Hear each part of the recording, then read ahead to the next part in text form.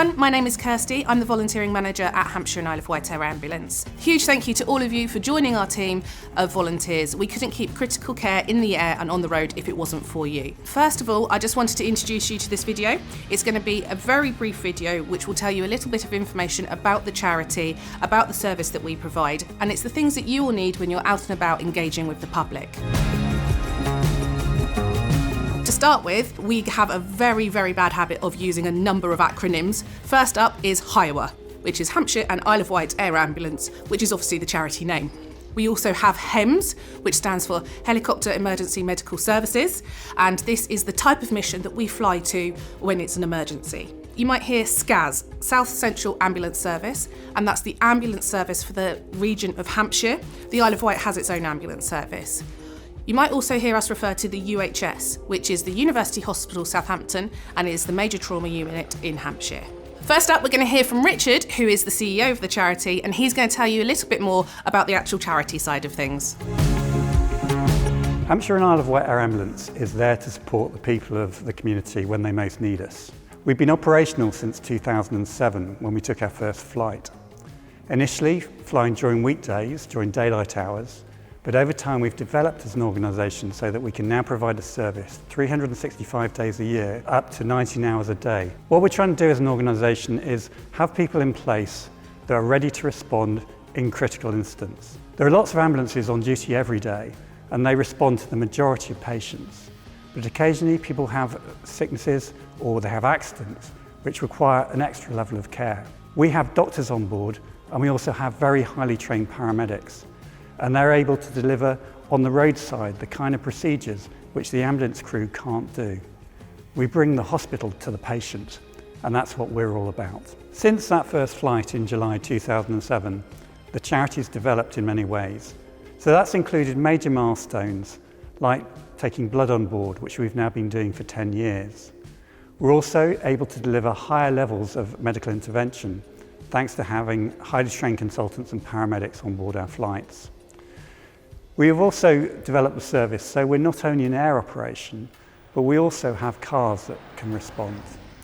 The cars initially came in to act as backup to the aircraft when instances like weather meant we weren't able to fly. But also both units can support each other when there's a major incident. Through these developments, we're able to offer a stronger and more supportive service to the people of the community.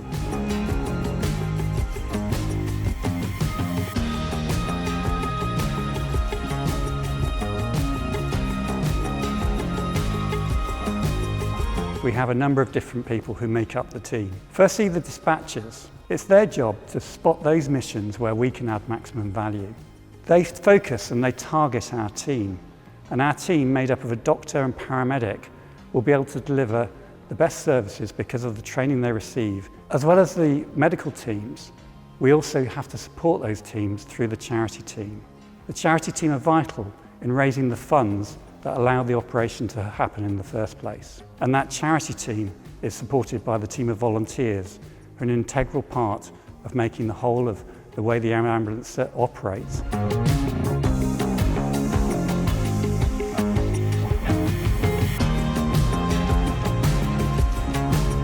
The flight crew come from an organisation called Babcock. They not only provide the pilots, but they also provide the aircraft. As well as Babcock, we work with another organisation called University Hospital Southampton to provide the medical crew. And that means that our crew that work partly for us and partly often for Southampton Hospital have that mix of knowledge of seeing people on the roadside, as it were, right through to when they're within the hospital environment. We also rely on a number of other partners. The blood bikers serve Wessex. They deliver blood to our airbase in Thruxton, making sure that the blood is available when we most need it. We also couldn't exist without the support from South Central Ambulance Service. Not only are they directing us through their 999 service to the most important calls in terms of what we can deliver, they're on the ground. They're often the first to arrive at a scene and support our crew and work with our crew. And often we travel in the ambulance to the hospital, our crew jumping in with their crew to work together to provide the best service to individuals.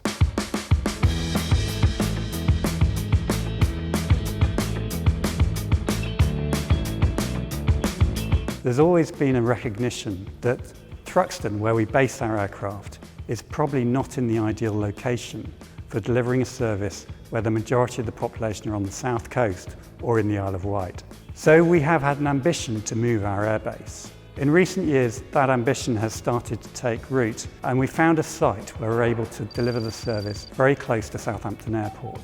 This will be a major step change for the organisation, 10 minutes closer in flight time to most of the major incidents, and also allows a much more hybrid response between the aircraft and cars because of the great transport links onto the M3 and M27.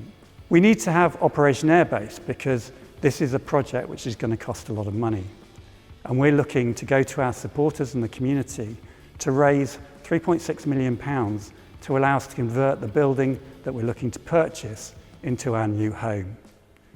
We're looking for volunteers to be a key part of that fundraising campaign and to support the process of allowing us to make that move.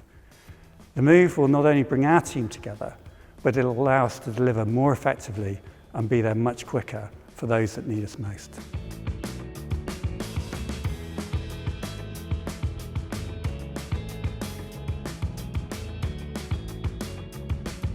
Thanks, Richard. So next up, we're going to hear from our critical care team, who are going to tell you a little bit more about the operational side of the charity. Hi, my name is Nigel and I'm one of the pilots that flies here. The first function of the aircraft and its primary advantage is the speed that we can get these highly trained clinicians to the scene. We here at Hampshire use an EC135 T3 helicopter. This one, we can get there nice and fast, we can land relatively close so we can be a bit picky on the landing sites. Then the secondary function, decided by the clinical crew, is whether we actually take the patient to a major trauma centre or a hospital for treatment. We travel at about 120 knots, which is around 150 miles an hour. As a reaction time, we can reach anywhere within our area that we operate in Hampshire in about 15 minutes, or worst case onto the island about 20 minutes. Hi, my name is Vic Renberg. I'm one of the air ambulance doctors here with Hampshire and Isle of Wight Air Ambulance. I also work as an anaesthetist at Southampton Hospital. The car allows us to respond whatever the weather, so even if the weather's not good enough for us to fly in the helicopter, we can still reach our patients when they need us the most. So we carry a range of specialist life-saving equipment on the car to complement the ambulance service. These vehicles are extremely high performance and very, very safe, that allow us to get to the patients as quickly as possible, but also as safely as possible. Hi, my name's Dr. Louisa Chan. I'm a doctor working with Hampshire and Isle of Wight Air Ambulance, and today I'm going to show you some of the kit that we use. Today we're going to be talking about my flight suit.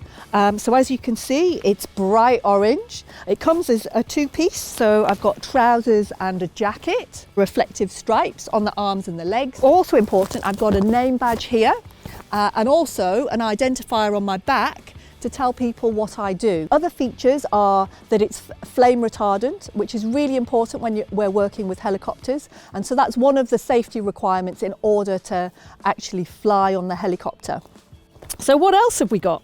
You can see that on the pockets I have on the front here, these are my knee boards, and they're really important. We often take notes, so timings of drugs, information about the patient, and I get to scribble on that with my Sharpie that's in a little pocket on the side. I've got a little belt and a belt loop with a holder for my radio, so that's important for communications when we're actually in the helicopter because I can't use my mobile phone. I've also got some gloves, and on this side pocket here, because we can't remember everything, we're only human, I have a little paediatric guide which helps me with drug doses and sizing of equipment for children. One of the most important parts of the kit are these knee pads. We're very often kneeling down by a stretcher by the side of the road, and these keep my knees super comfy. They're often the envy of our SCAS colleagues. That's essentially all of the features of the flight suit. I hope you found this informative. If you've got any other questions, if you just refer to our website, there'll be more information there. Hemsdesk to Helimed 56. Details for dispatch incident in Alton when you're ready, over. Helimed 56 receiving. Go ahead with details, please, over. Our dispatchers are the front line of our service. Their job is to deploy our critical care teams to the most serious injuries and illness across the south. The team are based at the South Central Ambulance Service 999 call centre in Otterbourne near Winchester. They work hard behind the scenes to ensure our patients get the most appropriate response in the fastest possible time. Our dispatchers often work alongside a specialist paramedic, and together they screen thousands of calls each day. They will interrogate calls to decide whether it's a suitable HEMS mission, and if so, which asset to deploy.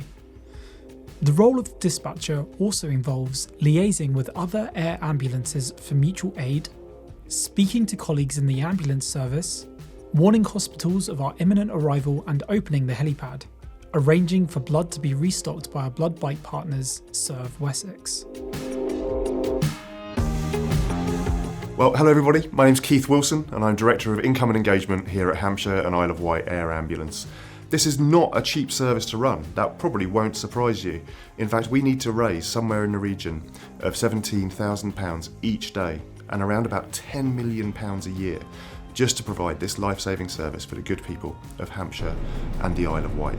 Why is that service so expensive? Well, we've got to bring together some really exceptional people and some really, really high-spec, high-tech equipment. We are utterly dependent not only on our volunteers to help us meet those costs, but on the general public around Hampshire and the Isle of Wight.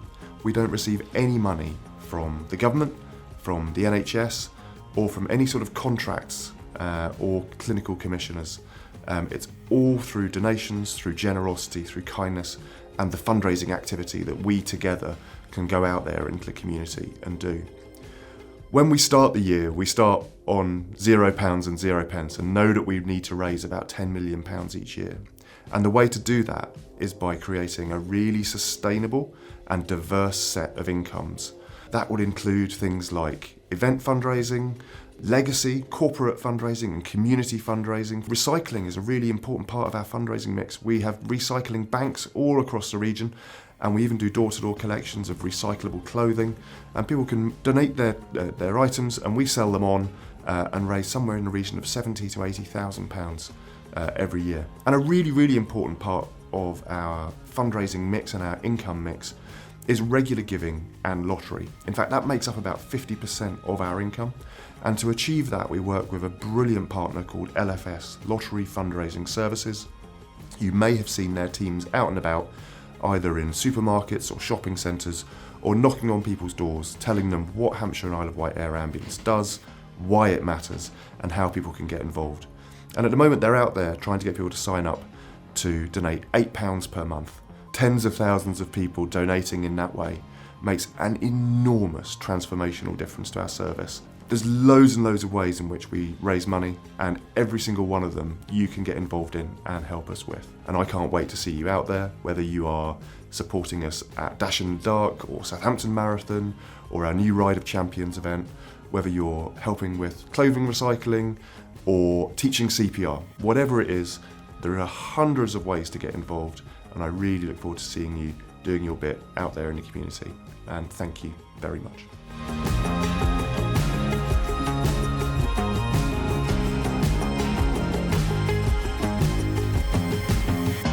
Thanks, Keith. So we've given you an awful lot of information and I hope that you found it interesting and informative. You'll be able to find more information on our website. We have some incredible patient stories on there that you'd find really useful. We also have a really good social media presence, so make sure you follow us on all of our social media. We also have an e-news which comes out on a monthly basis and is specific to volunteers, so it will give you some more information that is relevant to you. So next step is to get you out and about supporting the charity and engaging with members of the public. To do that, one of the best things that you can do is have a look at the Volunteering with Hampshire and Isle of Wight Air Ambulance video that I've sent you the link to. That tells you some more very role-specific stuff, including the training that you will need for your role. The other thing, of course, is get onto Volunteero. Get yourself down for missions, and then we can get you out and about representing the charity. Thank you so much for donating your time and talent to Hampshire and Isle of Wight Air Ambulance. We couldn't do what we do without you. Thank you so much for joining Hampshire and Isle of Wight Air Ambulance as a volunteer. You're an integral part of our team. I'd like to pass on my thanks to you for volunteering with us. The only way the organisation can operate and have that medical crew in the air ready to respond is because of the support we get from our community, and you are a key part of that.